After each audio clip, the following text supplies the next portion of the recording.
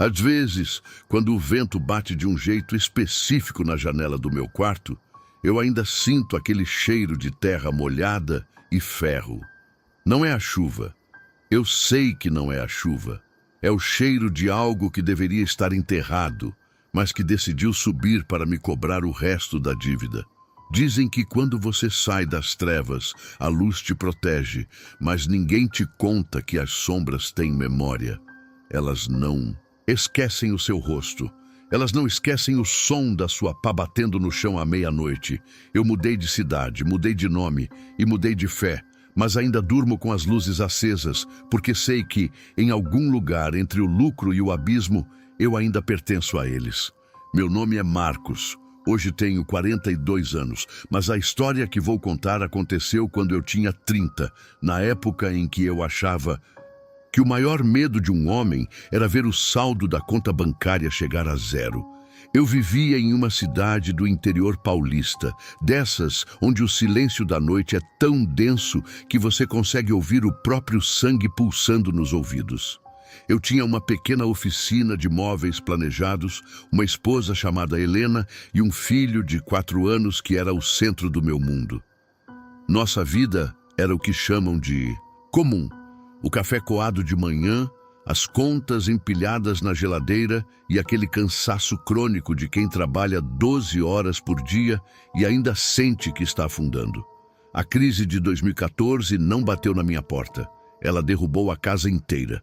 Encomendas canceladas, madeira apodrecendo no estoque e os bancos ligando a cada 15 minutos.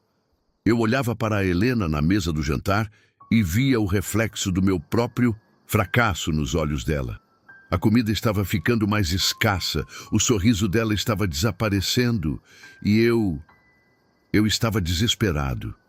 E o desespero é o melhor convite que você pode fazer para quem mora no escuro. Antes de continuar este relato e abrir as portas do que eu vivi, eu preciso pedir um favor a vocês que estão ouvindo. Este canal, este espaço, é um dos poucos lugares onde histórias como a minha podem servir de alerta. Se inscrevam agora e deixem o seu like. Não é apenas por números, é para fortalecer esse círculo de proteção e garantir que essa mensagem alcance quem realmente precisa. E, por favor, comentem aqui embaixo de qual cidade ou estado vocês estão me ouvindo. Eu preciso saber quem está assistindo por uma questão de segurança. Eu preciso saber até onde essas palavras estão chegando. O padrinho da minha ruína foi o senhor Arnaldo. Ele não era um bruxo de cinema com túnicas ou olhares sinistros. Ele era o meu vizinho de muro há 5 anos, um senhor aposentado que cuidava de orquídeas e sempre me oferecia um pouco de café quando me via chegar exausto da oficina.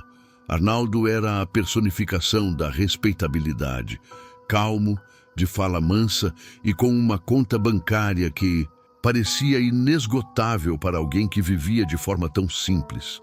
Em uma tarde de terça-feira, enquanto eu chorava escondido no fundo da minha oficina, ele apareceu com uma garrafa térmica. Ele não perguntou o que estava errado. Ele simplesmente colocou a mão no meu ombro.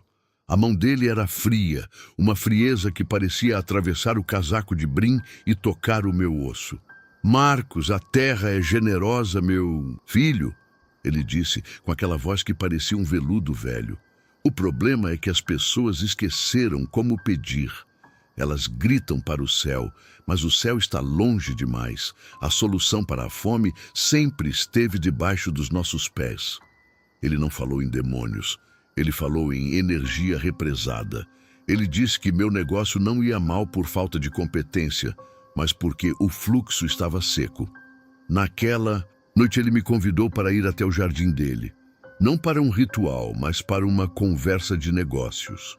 A logística da primeira tarefa foi tão estranha quanto burocrática. Arnaldo me deu uma lista. Não tinha sangue de bode ou velas pretas. Tinha terra de formigueiro, uma peça de roupa íntima de um concorrente meu que estava prosperando, 7 moedas antigas que nunca tinham circulado no mercado atual e o que ele chamou de elemento de ligação, um pequeno frasco com um líquido âmbar, viscoso, que cheirava a carne deixada ao sol por tempo demais. Você vai enterrar isso no canto mais escuro da sua oficina, Marcos, exatamente às 2 da manhã. E enquanto cava, você não vai pensar em dinheiro. Você vai pensar na oficina do seu concorrente pegando fogo. Não por maldade, mas para que o espaço dele seja seu. Eu senti um arrepio. A moralidade é uma barreira muito fina quando o estômago está vazio. Eu fiz exatamente o que ele pediu. Às 2 da manhã, sob a luz fraca de uma lanterna de cabeça, eu comecei a cavar no canto do galpão. O chão de terra batida parecia mais duro do que o normal. Cada pá que eu enfiava no solo parecia emitir um som de gemido metálico. Quando abri o frasco, com o líquido âmbar, o cheiro invadiu minhas narinas com uma violência que me fez ansiar por oxigênio. Era o cheiro da morte concentrada. Ao despejar o conteúdo sobre a camisa do meu concorrente e as moedas, a terra pareceu borbulhar. Não houve fumaça, nem luzes, apenas um som baixo, como se algo estivesse mastigando ali embaixo. Enterrei tudo. Senti meus braços pesados, como se estivesse movendo chumbo. Terminei o trabalho e, por um segundo, o silêncio da oficina foi interrompido por um estalo seco vindo do teto, como se toda a estrutura estivesse se assentando de uma vez só sob um peso invisível. O primeiro sucesso veio 48 horas depois. O telefone tocou. Era um contrato grande, um projeto para um hotel inteiro que pagaria todas as minhas dívidas e deixaria um lucro que eu não veria em 5 anos de trabalho honesto.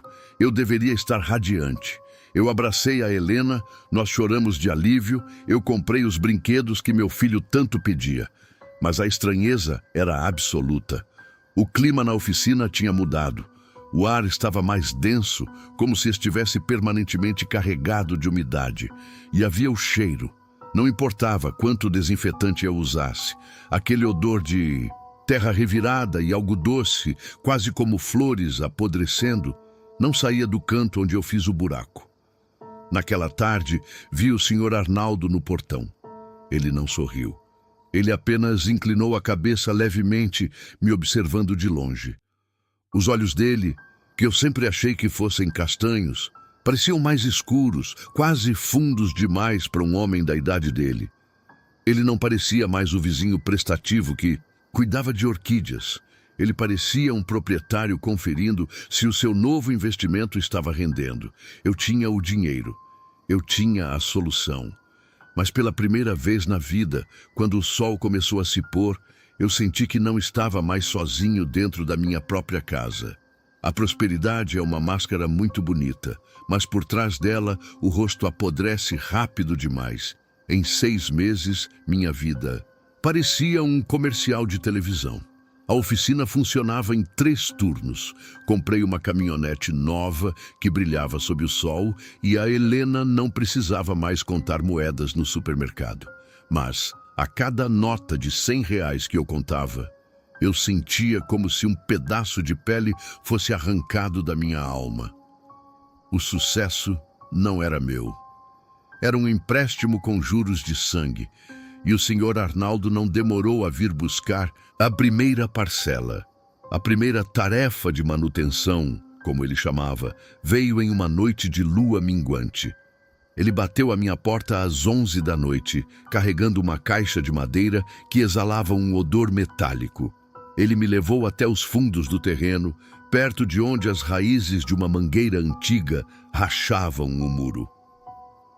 O fluxo precisa de alimento, Marcos. A terra te deu a colheita, agora você precisa devolver o humus. A logística era degradante. Ele me entregou uma faca cega e a caixa.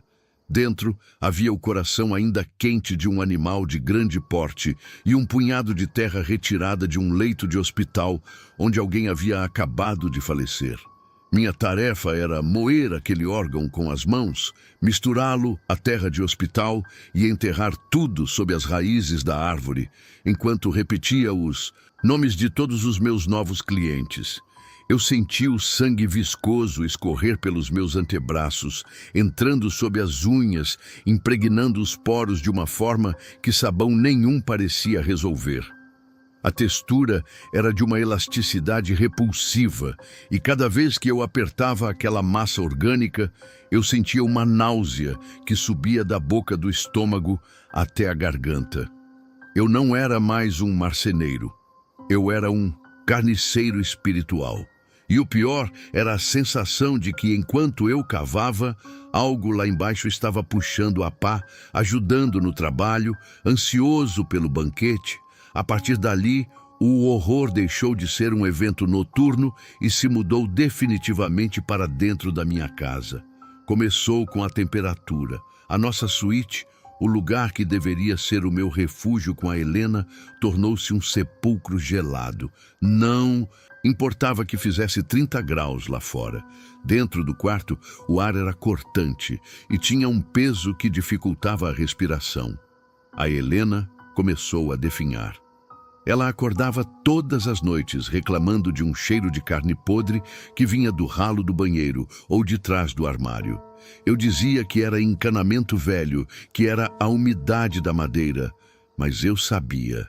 Eu via, nos cantos escuros do corredor, sombras que não pertenciam a nenhum móvel. Eram vultos densos, como fumaça preta que se movia lentamente, observando a porta do quarto do meu filho. Falando nele, o Léo parou de rir. O menino vibrante de 4 anos agora passava horas sentado no chão, conversando com o homem do pé de terra. Ele dizia que o homem queria que ele desse seus brinquedos para a árvore no fundo do quintal. Quando eu tentava abraçá-lo, o corpo do meu filho ficava rígido e os olhos dele pareciam vazios, como se a luz da infância estivesse sendo sugada por um canudo invisível. Eu quero fazer uma pausa aqui, porque eu preciso saber de uma coisa. Você, que está ouvindo esse relato agora, no silêncio do seu quarto ou no escuro do seu carro, você já sentiu aquele arrepio gelado subindo pela nuca sem motivo? Nenhum? Já teve a nítida sensação de que algo passou pelo canto do seu olho, mas quando você virou, só havia a parede vazia? Se você sente que não está totalmente sozinho agora, use esse medo como um motor. Se inscreva no canal e deixe seu like. Considere isso um voto de coragem, uma forma de mostrar que você não vai se deixar levar pelo que espreita nas sombras.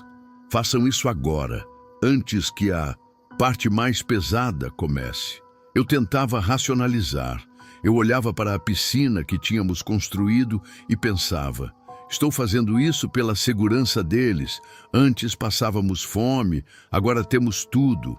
Mas a lógica é uma mentira que contamos a nós mesmos para não enlouquecer. A verdade é que a culpa se instalou nos meus pulmões como um parasita. Cada respiração doía. Eu me sentia como se estivesse andando com um cadáver amarrado às minhas costas. O isolamento foi total. Eu não conseguia mais olhar para a Helena sem sentir que eu era o assassino da paz dela. Eu evitava tocar no meu filho porque sentia que minhas mãos ainda cheiravam ao ritual do Arnaldo. O único que me entendia, o único com quem eu conseguia falar, era o meu algoz. O senhor Arnaldo passou a frequentar minha casa como se fosse um membro da família. Ele sentava à mesa, comia da nossa comida e olhava para mim com um sorriso de cumplicidade que me dava vontade de vomitar. Ele sabia que eu estava preso. Ele sabia que eu já tinha passado do ponto de pedir demissão. A cobrança final dessa fase veio em uma madrugada de tempestade.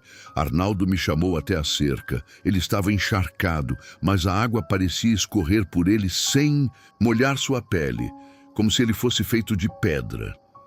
A terra está com sede de algo mais próximo, Marcos, ele disse, e o tom de voz dele mudou. Não era mais o vizinho, era a voz da coisa que ele servia. As moedas e o sangue de bicho não são mais suficientes para manter a sua empresa aberta.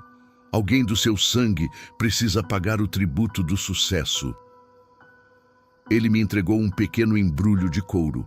Dentro havia uma mecha de cabelo da Helena e uma fotografia do meu filho, ambas amarradas com arame farpado enferrujado. Você vai levar isso até o cemitério da cidade.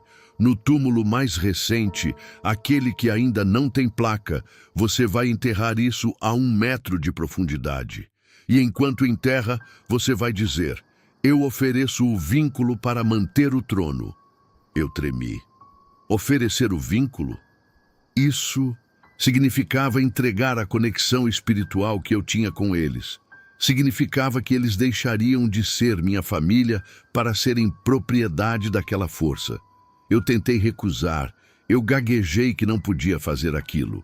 Arnaldo apenas apontou para a minha caminhonete e depois para a luz da oficina. No mesmo instante, a luz da oficina estourou em um clarão violento e o motor da caminhonete começou a pegar fogo sozinho no meio do temporal. Se você não oferecer o vínculo, a terra vai buscar o original, ele sibilou. Escolha a falência e a morte imediata deles em um acidente doméstico, ou a vida longa e rica, mas sob a nossa tutela. Eu estava sob o efeito de um terror paralisante. A chuva lavava o meu rosto, mas não conseguia limpar o suor frio do meu desespero. Eu peguei o embrulho. Dirigi até o cemitério como um sonâmbulo. O cheiro de terra molhada ali não era de renovação, era de fome. Eu pulei o muro, as mãos sangrando pelo arame farpado. Encontrei a cova fresca. A terra ainda estava fofa, cheirando a luto e velas queimadas. Eu cavei com as próprias mãos. As unhas se quebraram, a carne dos dedos se rasgou na terra bruta, mas eu cavei. Eu enterrei o cabelo da minha esposa e a foto do meu filho naquele solo maldito. Quando as palavras saíram da minha boca, eu ofereço o vínculo. Eu senti um rasgo físico no meu peito, como se um cabo de aço que me ligava ao coração deles tivesse sido cortado por uma lâmina cega. Naquele momento, o vento parou. O silêncio que se seguiu foi o mais aterrorizante da minha vida. Eu voltei para casa e encontrei a Helena sentada na cama, olhando fixamente para o nada. Ela não me reconheceu quando entrei. Ela olhou através de mim como se eu fosse apenas um móvel, um objeto inanimado. O Léo, no quarto ao lado, começou a chorar um choro baixo, rítmico, que parecia mais um canto fúnebre. Eu tinha salvado a empresa. Eu tinha garantido o dinheiro. Mas ao olhar no espelho do banheiro naquela noite, eu não vi o meu reflexo. Eu vi um buraco negro onde deveria estar o meu rosto. Eu tinha cruzado a linha. Eu tinha vendido o que não era meu para comprar um reino de cinzas. E foi ali, no fundo daquele abismo, que eu percebi que a terra nunca para de comer. Ela queria mais. E o próximo item do cardápio era eu. O silêncio do Sr. Arnaldo foi o som mais alto que já ouvi em toda a minha vida. Ele não gritou, não me ameaçou com facas e nem revelou dentes pontiagudos. Ele simplesmente parou de sorrir. Por longos e intermináveis 10 segundos, ele me observou com um olhar de profunda e absoluta piedade, como um cientista observa um rato de laboratório que acabou de ingerir um veneno letal. Ele desviou o olhar para as suas orquídeas, deu de ombros e disse com uma calma que me gelou a medula: então aprenda a lidar com as consequências da sua escolha, Marcos. Ele se virou e caminhou para dentro de sua casa, fechando a porta com um clique seco. Aquele som foi o gatilho. No instante em que a tranca dele estalou, a mão que sustentava a minha vida foi retirada. Foi como se o oxigênio tivesse sido sugado de todo o bairro. Eu fiquei parado no quintal, sob um céu cinzento que parecia pesar toneladas, e senti o primeiro sintoma da queda, uma exaustão tão violenta que meus joelhos cederam. Não era cansaço de sono. Era como se a força vital estivesse vazando pelos meus poros, deixando apenas uma carcaça oca para trás. A proteção havia acabado. E o que veio a seguir não foi uma invasão de monstros, mas algo muito pior. A realidade apodrecendo em tempo real. Entrei em casa tropeçando. O primeiro sinal foi o silêncio. Não era o silêncio de uma casa em paz, mas um vácuo sonoro opressor. Tentei acender a luz da sala, mas a lâmpada estourou em uma chuva de vidro quente que cortou meu rosto. O televisor emitiu um chiado agudo, uma frequência que parecia perfurar meu crânio, e então queimou, exalando um cheiro de ozônio e plástico derretido. Peguei meu celular para ligar para essa oficina, mas a tela estava preta, morta. Fui até o computador tentar acessar a conta da empresa. O desespero financeiro voltou como um soco no estômago. Onde antes havia um saldo de 6 dígitos, o sistema exibia uma mensagem de erro sistêmico. Liguei para o gerente do banco de um telefone fixo que milagrosamente ainda funcionava. E a resposta foi um pesadelo burocrático. Senhor Marcos, consta aqui uma ordem judicial de bloqueio por uma fraude que nem sabíamos que existia. Não há nada que possamos fazer. Em 10 minutos, eu não era apenas um homem cansado. Eu era um homem arruinado. E o mundo parecia ter se esquecido de como me ajudar. Eu sei que muitos de vocês estão ouvindo isso agora e sentindo um desconforto familiar. Talvez você esteja passando por uma sequência de azar que não faz sentido, onde tudo o que você toca parece quebrar, ou onde as portas se fecham sem explicação lógica. Se você sentiu um calafrio na nuca enquanto eu descrevia aquele silêncio, eu te peço, deixe um amém ou uma frase de luz aqui nos comentários. Sua energia e sua intenção ajudam a manter este canal e este relato sob uma redoma de segurança. Não ignorem esse sentimento. Subi as escadas arrastando os pés, cada degrau parecendo uma montanha. Encontrei a Helena no quarto. Ela estava deitada, envolta em 3 cobertores pesados, mas tremia como se estivesse em uma câmara frigorífica. Quando encostei a mão em sua testa, minha palma quase queimou. Era uma febre seca, agressiva.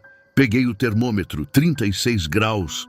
O aparelho dizia que ela estava normal, mas a pele dela estava vermelha, quase em carne viva ao toque. Marcos, tem alguém no pé da cama. Ela sussurrou, os olhos vidrados no vazio. Ele está sentado ali desde que o Sr. Arnaldo fechou a porta. Ele não se mexe, ele só respira. Eu olhei. Não havia nada, apenas o edredom levemente amassado pelo peso de algo que eu não conseguia ver, mas que eu conseguia sentir. Era um ponto de frio absoluto, um buraco negro térmico bem ali, onde os pés dela descansavam. O ar ao redor daquele ponto parecia distorcer como o asfalto quente ao meio-dia. Tentei passar a mão por ali e senti uma eletricidade estática tão forte que os pelos do meu braço se arrepiaram instantaneamente, seguidos por uma dor aguda, como se 1000 agulhas estivessem penetrando minha carne. O Léo começou a gritar no quarto ao lado. Corri até lá e o encontrei encolhido no canto mais alto da cama. Ele não apontava para o nada. Ele olhava para o teto. Papai, por que o teto está chorando terra? Olhei para cima e meu estômago revirou. Não havia goteira, não havia infiltração. Mas uma mancha escura e úmida estava se espalhando pelo forro de gesso e pequenas partículas de uma poeira preta e fétida caíam sobre os lençóis brancos. O cheiro de algo podre, que antes era apenas uma sugestão no fundo do quintal, agora era uma presença física dentro do quarto. Era o cheiro de um necrotério a céu aberto. Tentei agir. Tentei ser o homem da casa. Chamei um eletricista. Chamei um médico particular. Chamei até um advogado. Mas a retirada da mão era absoluta. O eletricista disse que o carro dele quebrou no caminho e ele não poderia vir. O médico desligou na minha cara.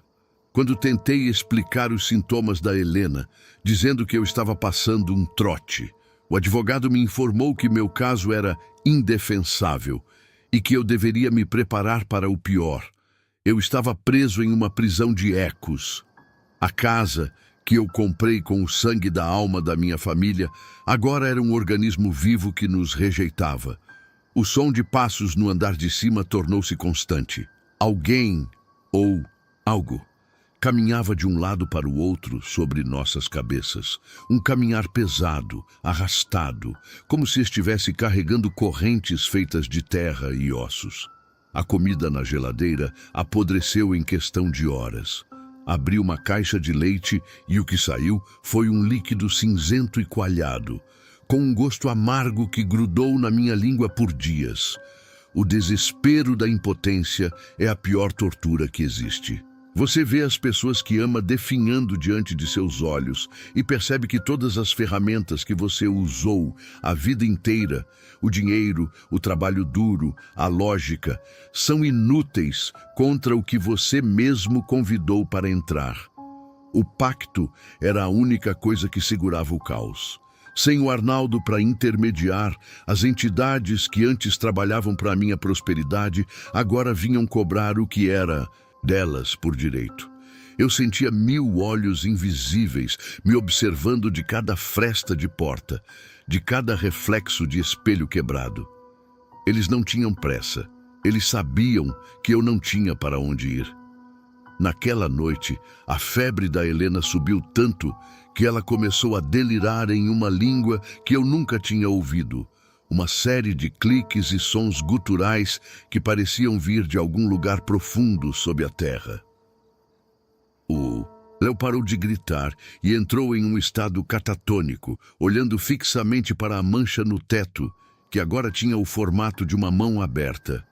Eu caí de joelhos no corredor escuro, as mãos na cabeça, soluçando sem lágrimas. O cheiro de terra molhada estava tão forte que eu sentia o gosto do barro na garganta. Eu percebi, com um pavor frio que paralisou meus pulmões, que o caos não tinha sido liberado apenas sobre a minha casa. Ele tinha sido liberado sobre a minha linhagem. Eu havia oferecido o vínculo e agora o vínculo estava sendo puxado de volta para dentro do túmulo. Foi quando, no meio daquele silêncio ensurdecedor, ouvi uma batida na porta da frente. Lenta, rítmica. 3 batidas que ecoaram por toda a estrutura da casa, fazendo o gesso do teto rachar. Eu sabia que não era o senhor Arnaldo. O senhor Arnaldo era apenas o zelador. Quem estava batendo agora era o dono da dívida. E ele não tinha vindo para conversar. As batidas na porta pararam, mas o que entrou não precisou que eu girasse a maçaneta. O ar se transformou em lodo. Naquela noite, quando o desespero me fez arrastar o corpo febril da Helena e o silêncio catatônico do meu filho para dentro daquela pequena igreja de periferia, eu não buscava milagres.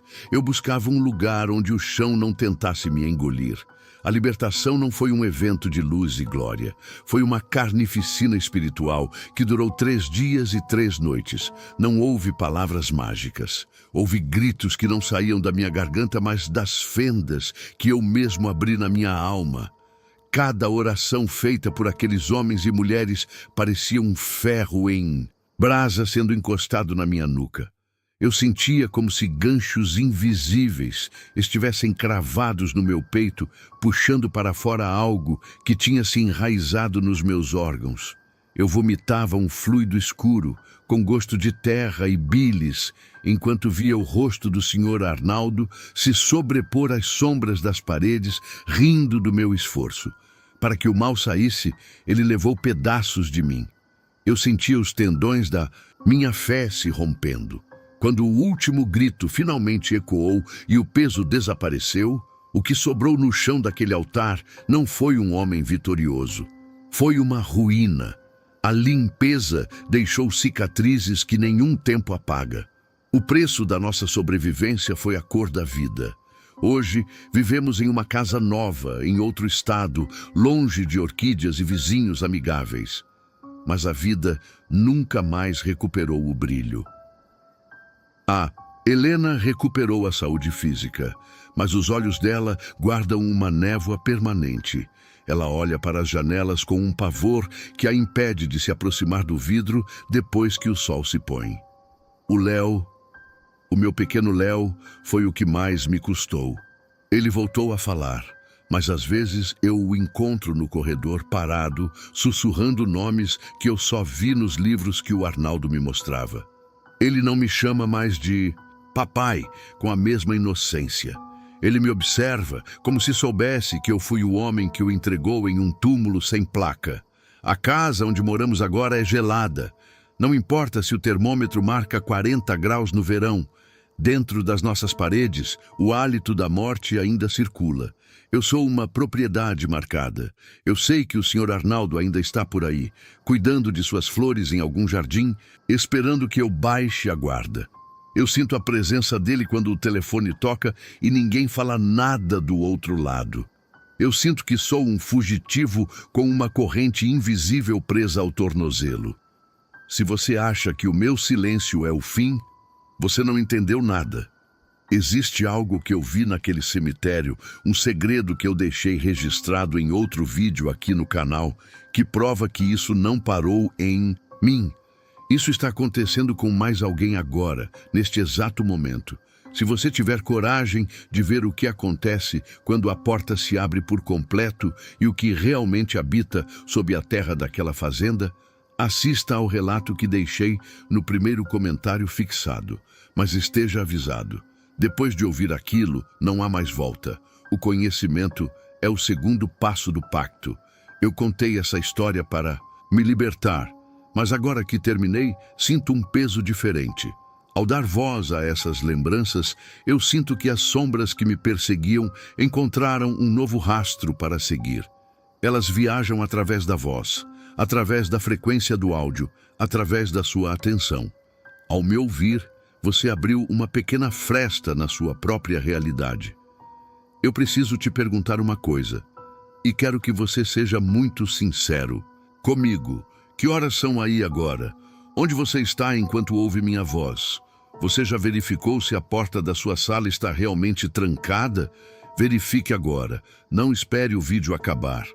Às vezes a sensação de estar sendo observado não é paranoia.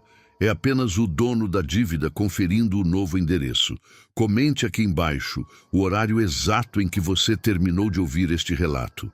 Me diga se sentiu alguma mudança de temperatura no seu quarto ou se algum objeto estalou perto de você enquanto eu falava. Eu preciso monitorar até onde essa energia se espalhou. Cuidado com quem oferece ajuda quando o seu mundo está caindo. A terra é generosa, mas ela nunca come de graça. Tranque as portas. Agora.